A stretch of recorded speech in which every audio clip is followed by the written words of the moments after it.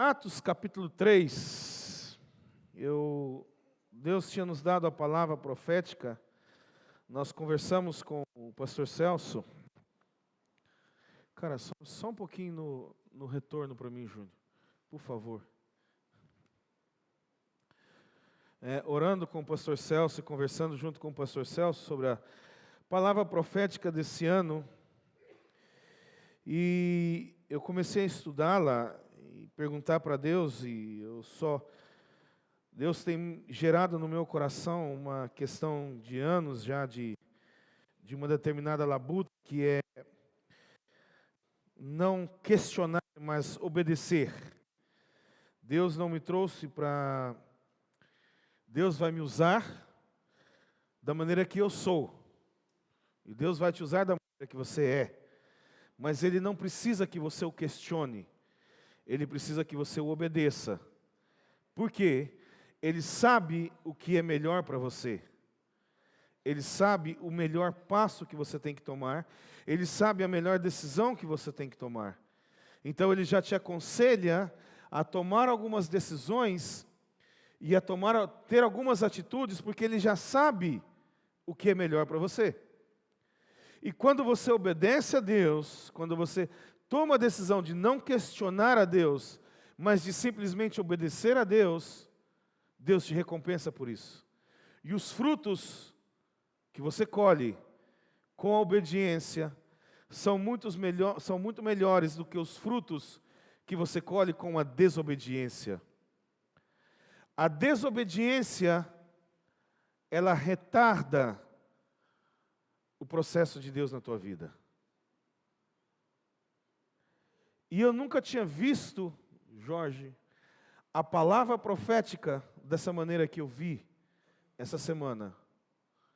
Porque quando eu tinha a ideia de que tempos de restauração, e se nós formos olhar no capítulo 3, versículo 21, que é a base da nossa palavra profética, diz assim na minha tradução: é necessário que ele permaneça no céu, até que chegue o tempo e Deus restaurará todas as coisas, como falou há muito tempo por meio dos seus santos profetas.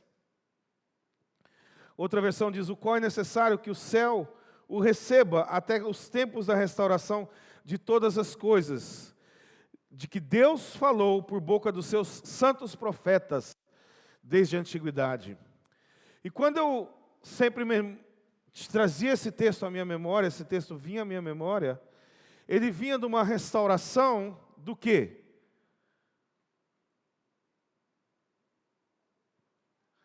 Quando você entende restauração, o que ele está falando? Restauração do quê?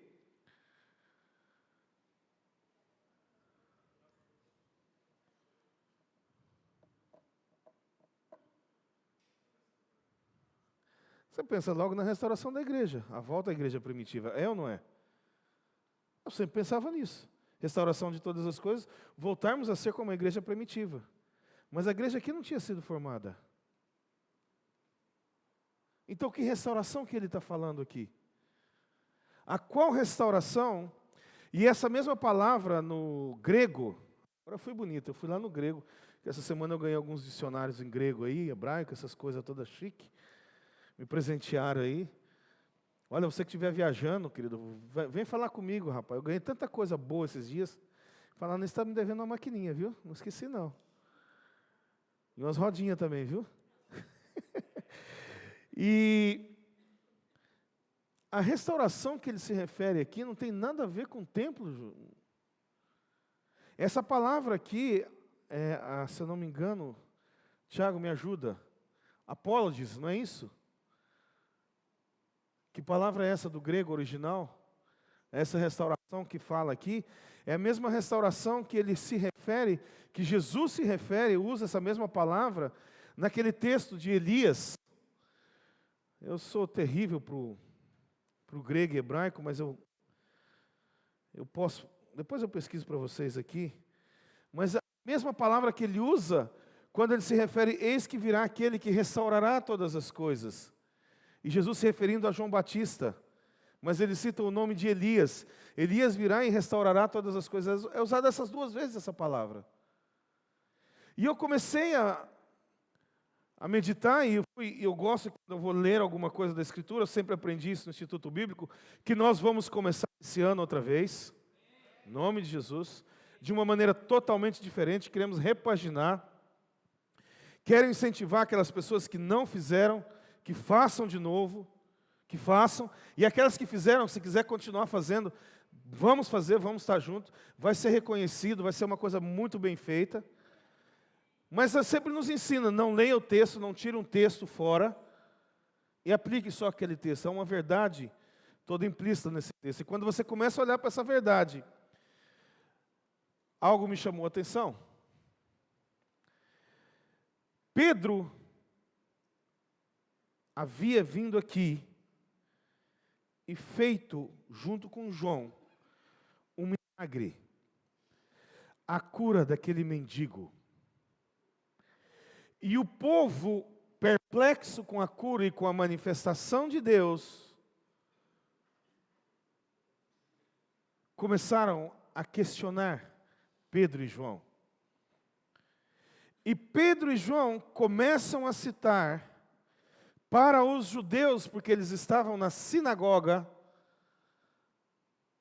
não estavam na rua, mas estavam na sinagoga, e eles começam a ensinar para os judeus e a pregar o evangelho aos judeus. E ele culmina com essa frase do versículo 21.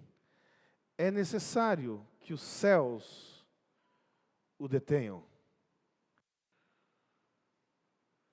E quando eu parei nisso, o Espírito me fez uma grande pergunta. O que está detendo a obra de Deus hoje na tua vida?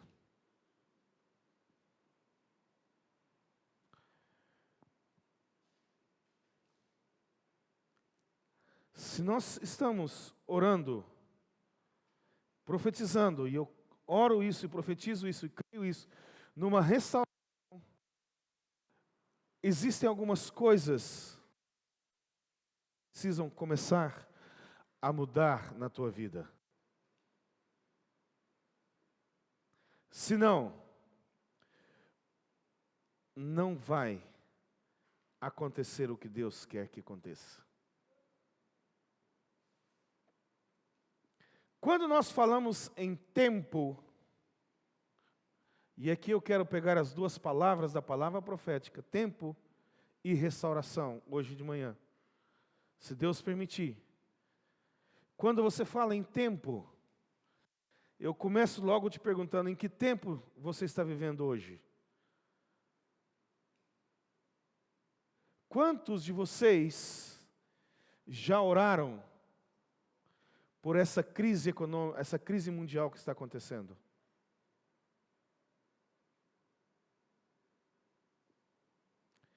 Quantos de vocês, esse ano, ele é um ano político, em que nós vamos eleger prefeitos e vereadores. Quantos já oraram para o governo dessa cidade? Para que nesse ano, Deus coloque pessoas tementes a Ele. E não pessoas que envergonham o nome de Jesus. O tempo que você está vivendo hoje, e aí vem uma pergunta mais dura ainda. O tempo que você vive hoje é o teu tempo ou é o tempo de Deus para a tua vida?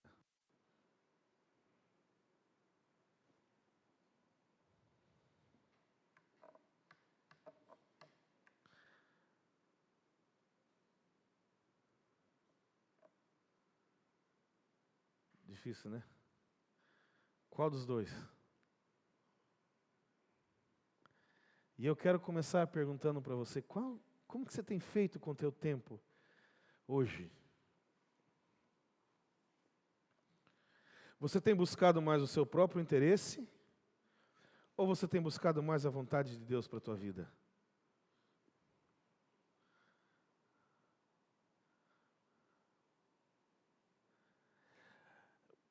E o Espírito me chocou com uma frase quando eu começava a estudar isso aqui.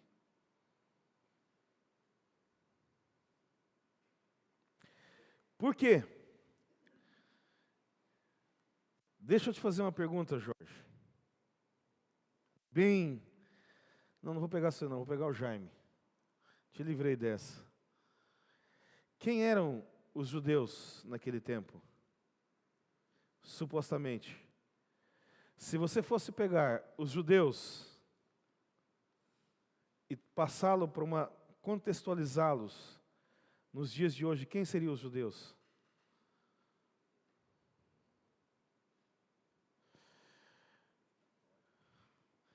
Quem seriam os judeus, Tiago?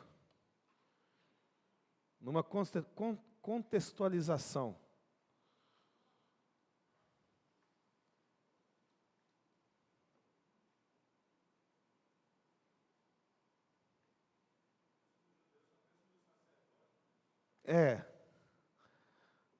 Quando você fala em judeu, você pensa fariseus, sacerdotes, saduceus, lideranças. Mas quem eram os judeus? Raça eleita. O povo escolhido de Deus. Para hoje, quem é?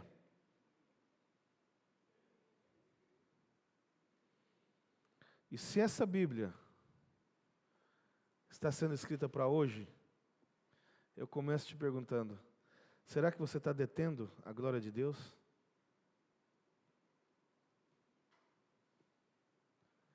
Será que hoje nós estamos vivendo como o tempo dos judeus e fariseus e saduceus? Qual a diferença? O que acontece? Qual a sua atitude quando acontece algo novo? Você fica sentado criticando ou você é parte daquilo? Quando Deus começa a mover, quando Deus começa a fazer algo, qual a sua atitude? Sentado criticando ou participando daquilo que Deus está fazendo? E isso me assustou muito, porque muitas vezes nós achamos que somos tão conhecedores de uma verdade, achamos que somos tão, como é que eu posso dizer? Eu quero usar uma palavra bonita, cara. Estou a fim de buscar palavras bonitas hoje. Sábios, que Deus fala conosco. Qual a diferença tua para um fariseu, para um saduceu?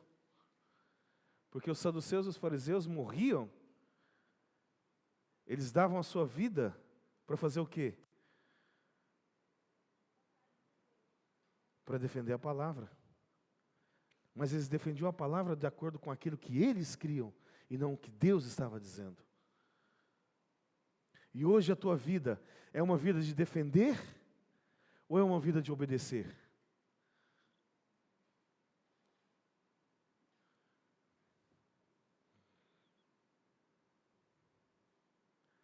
Qual tem sido, em que tempo hoje você se encaixaria? No projeto de Deus. Se você fosse traçar uma linha, você estaria num tempo ativo? Você estaria num tempo de descanso? Você estaria num tempo de pausa? Porque quando nós vamos falar de tempo, queridos, Deus não, para começar, Deus não trabalha como nós trabalhamos. A maneira de Deus trabalhar é uma maneira bem diferente. O tempo de Deus não é o nosso tempo. Deus pode, num estralar de dedos, fazer o que Ele quiser, ou Ele pode demorar a eternidade toda sem fazer o que Ele quer na tua vida.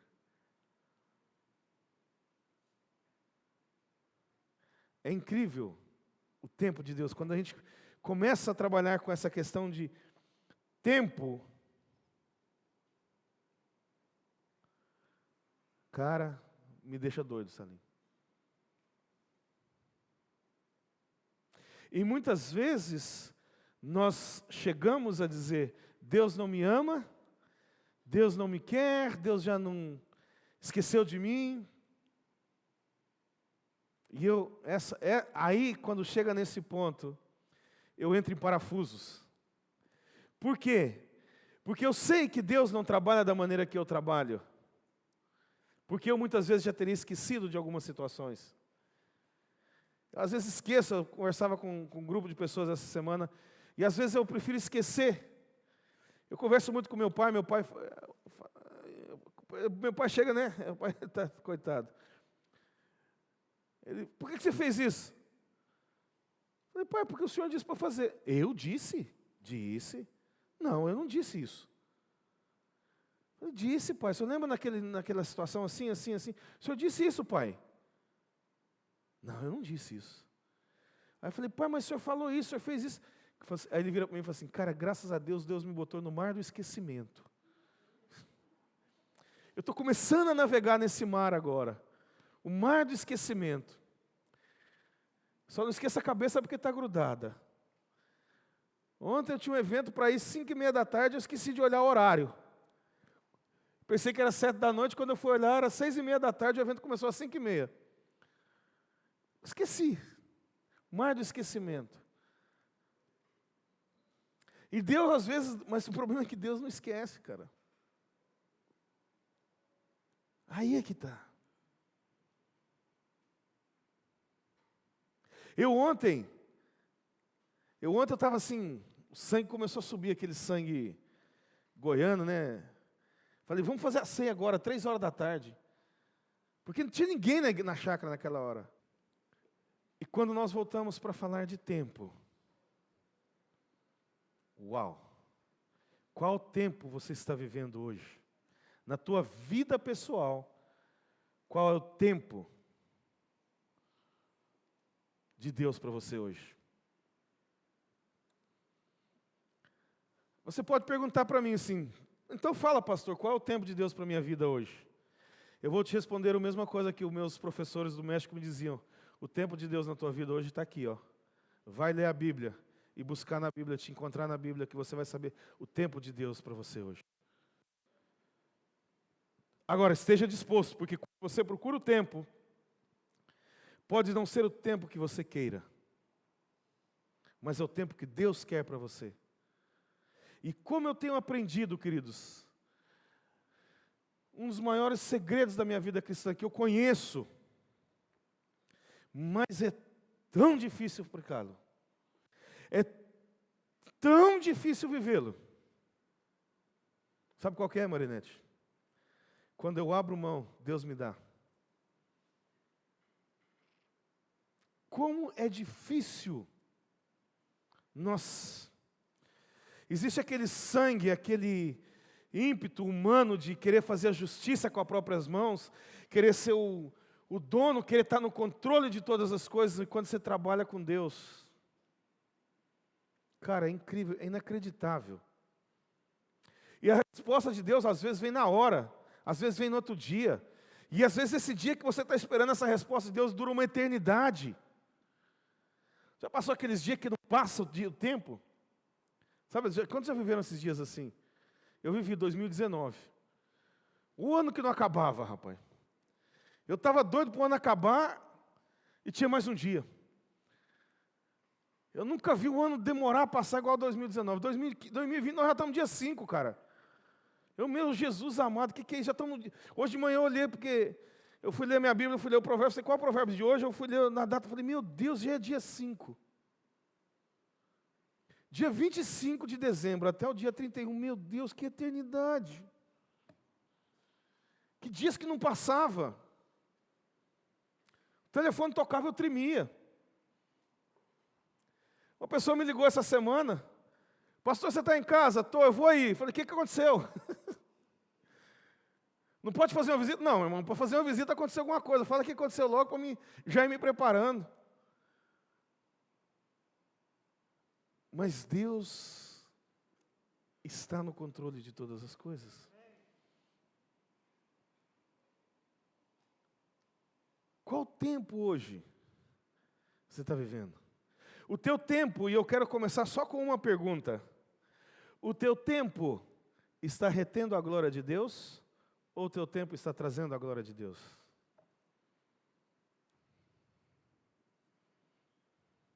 Porque Pedro e João aqui, eles estavam retendo ou eles estavam manifestando a glória de Deus? O que eles estavam fazendo, Salim? Manifestando. Mas os restos do povo estavam o quê? detendo a glória de Deus. E hoje você detém? Ou você manifesta? E para essa manifestação acontecer, vem a nossa segunda palavra, que é tempos de restauração. Agora, restaurar o quê? O que precisa ser restaurado?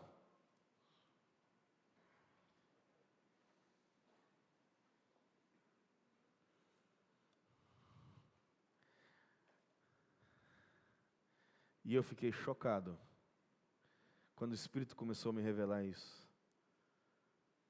O que precisa ser restaurado hoje, Jaime?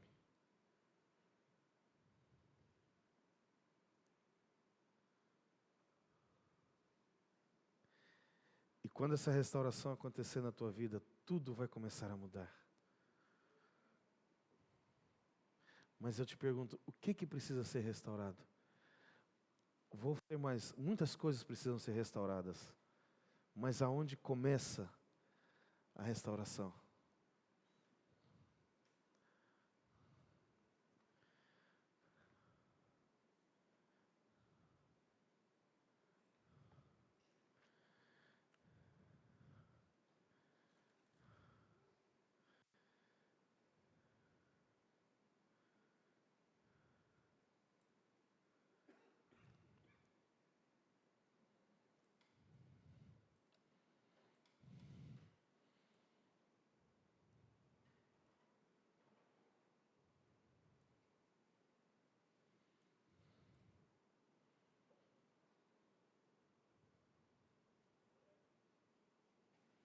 Oi?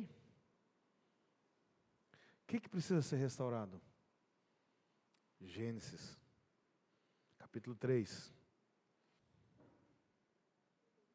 versículo 8 e versículo 9.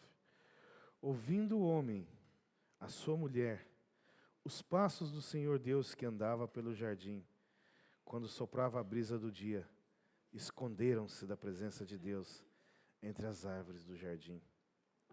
Mas o Senhor Deus chamou ao homem perguntando: aonde estás? O que precisa ser restaurado primeiro, Jaime? Para que eu e você fomos criados? Para termos comunhão com Deus. Para nos relacionarmos com Deus.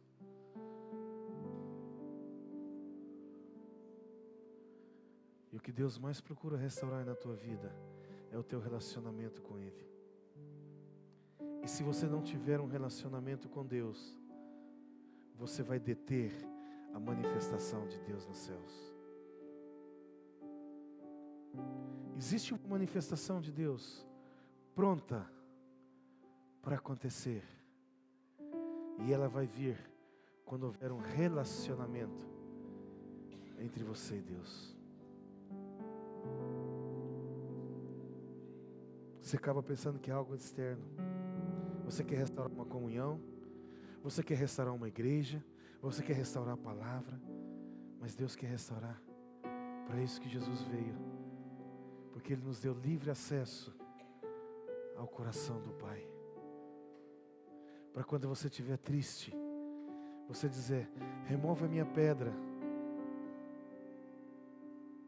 restaura o que tem que ser restaurado. E Ele vem e Ele começa a restaurar. Eu sempre costumo dizer, qual teria sido a reação no jardim do Éden se Adão tivesse chegado e dito: eu pequei, e não se escondesse. E o que Deus está mandando eu perguntar para você nessa manhã, Ele está te perguntando: aonde você está? Você vai se esconder? Você vai colocar culpa nas situações que estão ao teu redor? Ou você vai dizer: Deus, eu estou aqui e eu preciso que o Senhor me cure?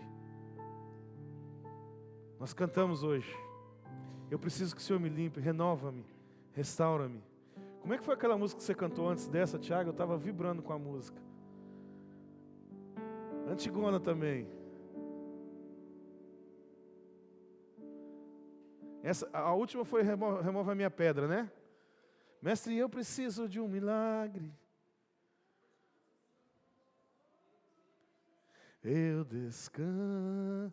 Cara, como nós precisamos nos achegar aos pés de Deus. Como nós precisamos voltar à essência. E Deus está nos levando a isso hoje. Deus quer nos levar a isso hoje. Agora, infelizmente, queridos, deixa eu te falar uma coisa. Não depende de mim.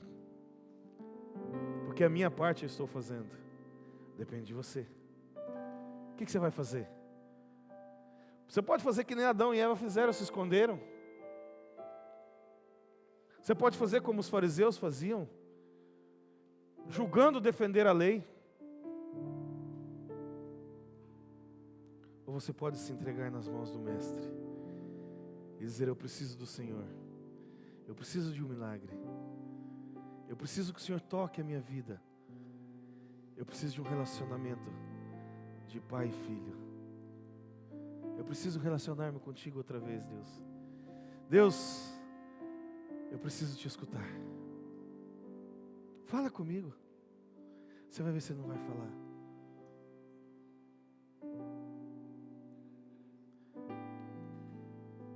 É só isso que nós precisamos. Não precisa você ficar correndo, tentar fazer algumas coisas. Não. Deus está te chamando agora. Pare. É tempo de eu começar a restaurar algumas coisas. E deixa eu te contar uma coisa.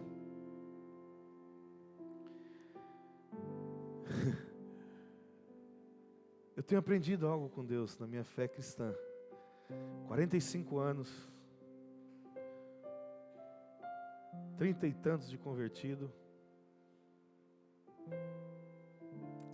Sempre há algo para restaurar. Eu nunca entendi isso de Deus. Eu sempre pensava que depois de um processo de restauração eu já estaria apto.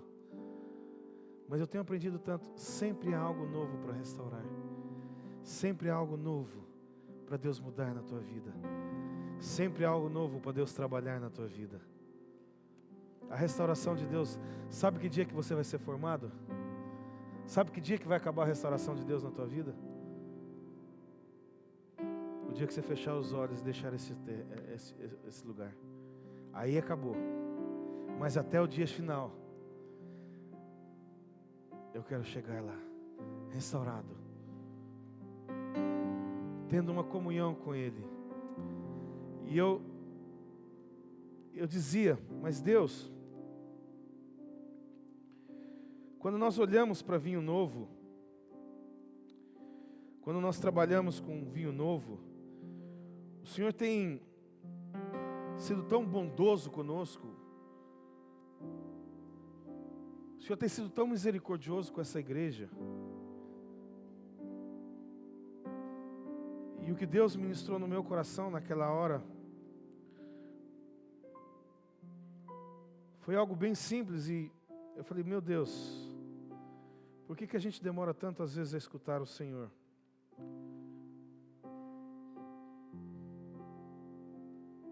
Deus tem levantado esta igreja como uma igreja profética. E às vezes o que eu penso, o que eu disse aqui no início do culto, não é o que Deus quer. E eu queria algumas coisas para esta igreja, e Deus me puxou e falou assim: você está indo muito, para. Não é bem do jeito que você pensa que é do jeito que eu quero. E Deus tem trabalhado muitas coisas no meu coração.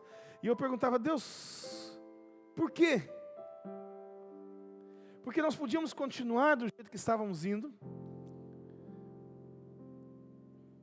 Iríamos ser... Sei. E Deus falou para mim assim: essa igreja é uma igreja profética. E é uma igreja que cuida da minha presença. E os coatitas são muito poucos.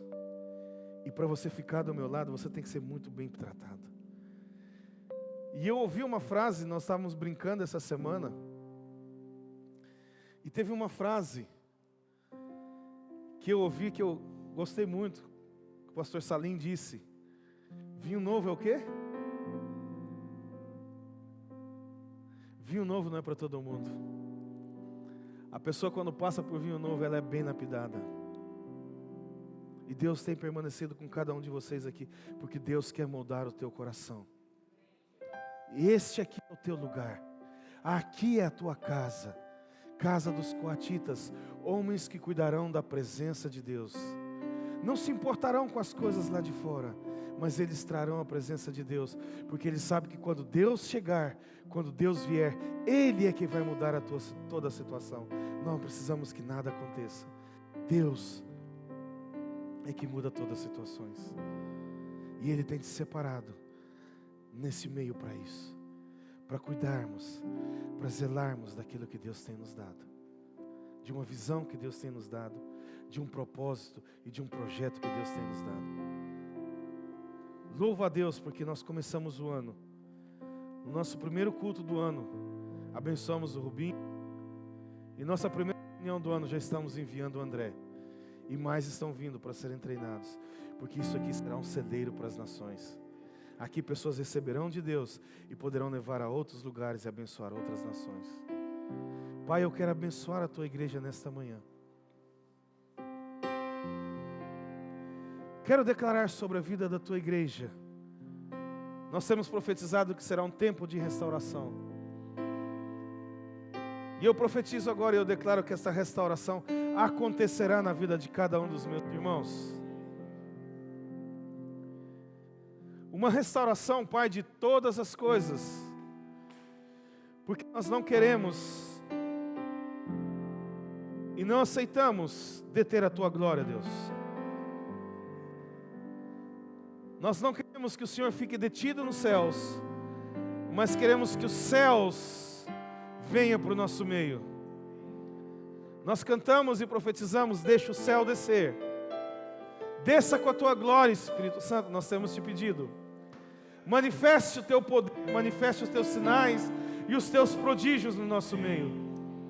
E para que isso comece a acontecer, uma restauração precisa começar a acontecer. E aqui eu coloco as nossas vidas nas tuas mãos. Comece a restaurar agora, Espírito Santo. Comece a mudar. Comece a tratar.